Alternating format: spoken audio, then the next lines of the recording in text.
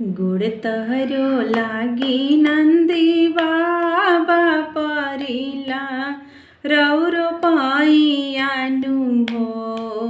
गुड़ तोहरो लागी नंदी बाबा परिला रौरो पाइयानु हो।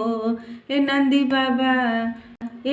बाबा भोला जी के हमरा घर वाले ले आई हो। पिठिया पर बैठवले आई हो। हे नंदी बाबा भोला जी हे हमरा घर वाले ले आई हो। पिठिया पर बैठवले आई हो।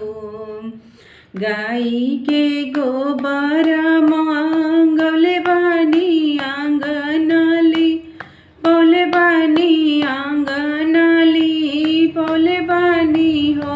ए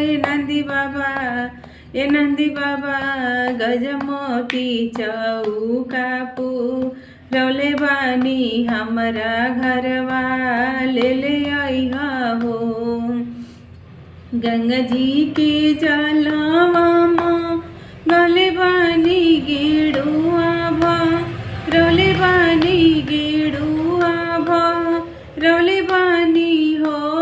नंदी बाबा भोला जी के चरण खार भी हमरा घरवा ले आई हा। पिठिया पर बैठले आई हो।